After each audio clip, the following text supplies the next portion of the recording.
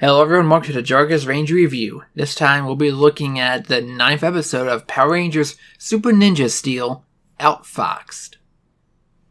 And this one picks up right after the last one ended. And if it's been so long since you've seen episode 8, and on a cliffhanger, basically what happened is Madame Odious built her own Megazord called the Foxatron, powered by the medallions of the 4 Space Ninja. And it overpowered the Rangers' Megazords and they were defeated. Unfortunately, its power source needed to be recharged, much like Serpentera. And so, they had about a day to figure out something else. And so it's the next day when we resume. The Rangers are on their way to meet Mick in the lab. Meanwhile, they come across a new girl called Sandy, who needs help with a science project. And of course, Preston is too busy, because, they're trying to figure out how to save the world from another giant robot. So, of course, our two favorite characters in the show, Victor Vincent and Monty, decide to help her out. You can guess where this is going to lead, can't you? Meanwhile, Wolverine is confronting Odious about using the medallions, which of course she gives a challenge to where, if they can defeat the Rangers, him and Venoma, she'll give him back. And if they can't do it in time, then she'll destroy them with Foxatron. So they have their lives on the line as well. Now onto the Ranger base. They can't figure out anything to do with the Ninja Zords yet. And Mick says he can't create new stars because the Super Ninja Steel can't be melted down as easily as the old Ninja Steel.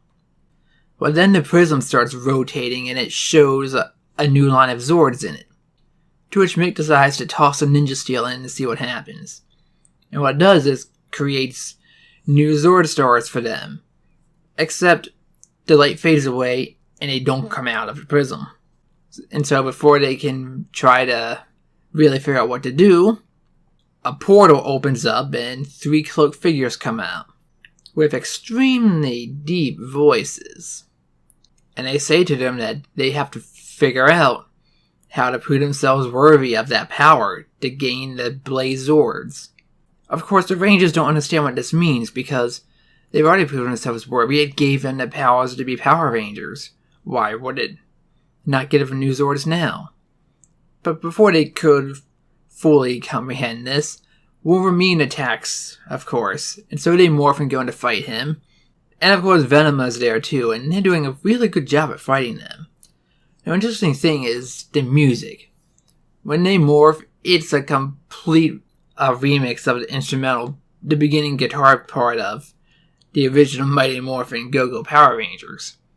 So normally we just seen the main melody of it, but not the beginning part. And really the entire background music during the first half of this episode sounds almost exactly like a modern version of the Mighty Morphin soundtrack. I wonder if this is intentional for something coming up very soon. Venoma retreats because she's no good without her medallion. But Wolverine keeps fighting, and Rangers use a finishing move on him. There's a big explosion, but he still gets up. He is not destroyed, only defeated.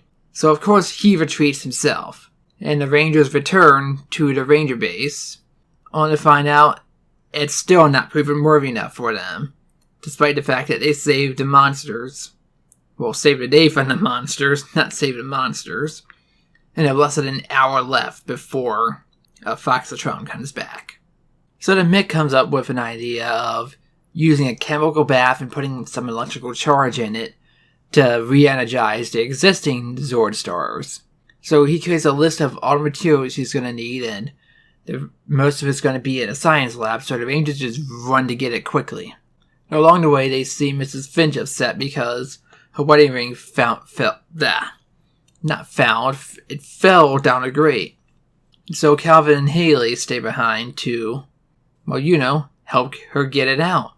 So the rest go to the science lab where, guess what? Our new girl, Sandy, plus Victor, Vincent, and Monty are all trying to figure it out.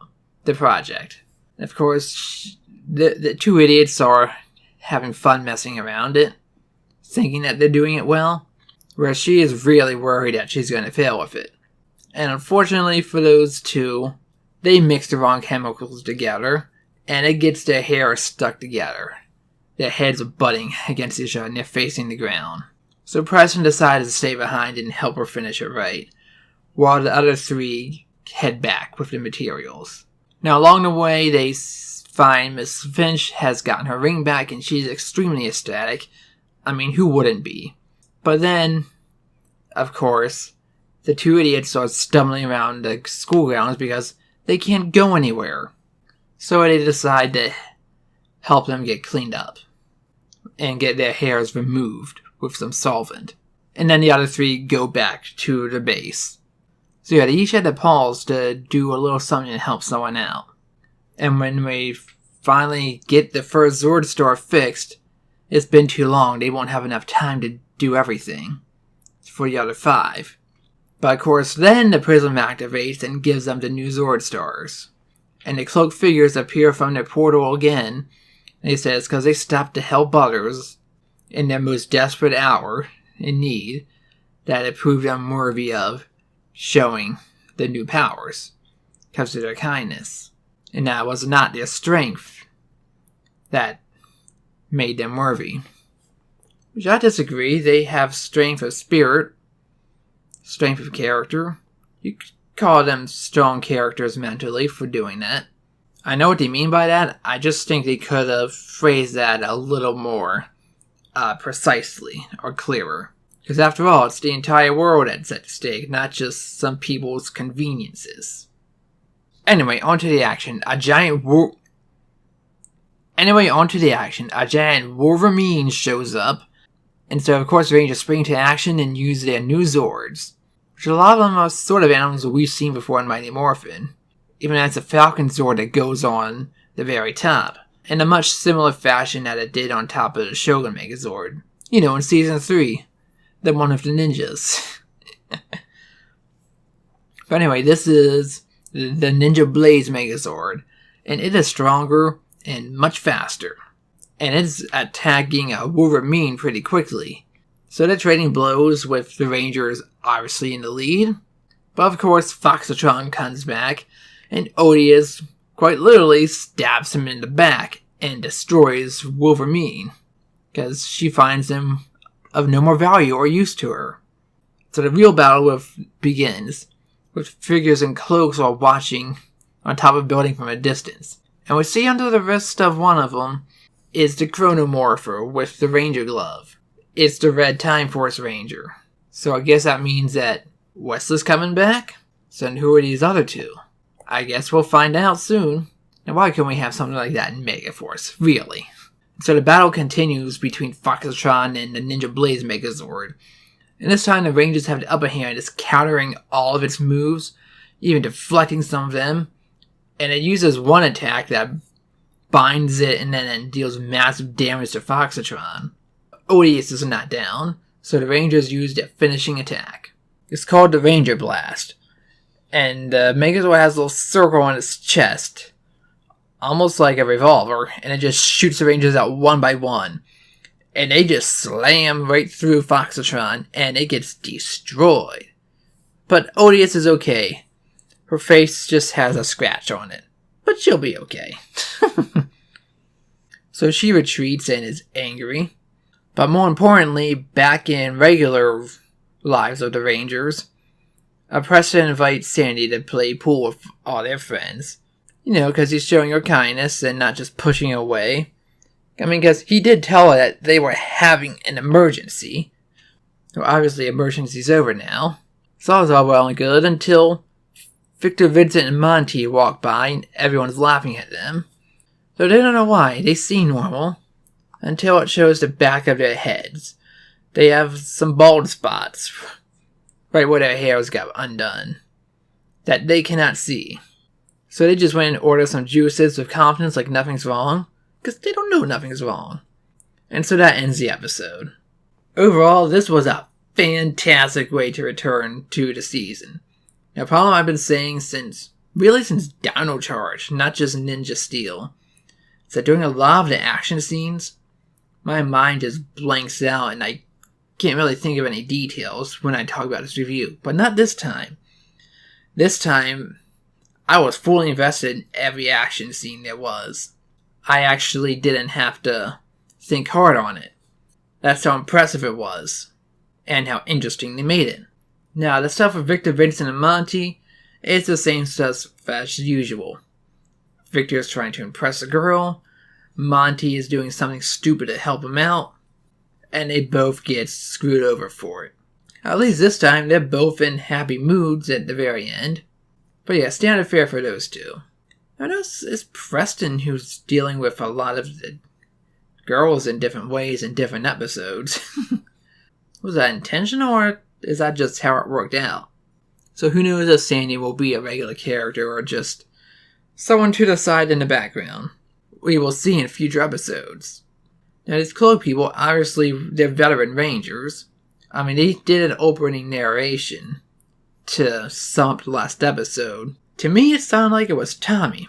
Though I could be wrong about that, because the voice was deeper than usual that I'm used to hearing. But yeah, that's because the next episode is the 25th anniversary episode, and it's going to have some veteran rangers in it.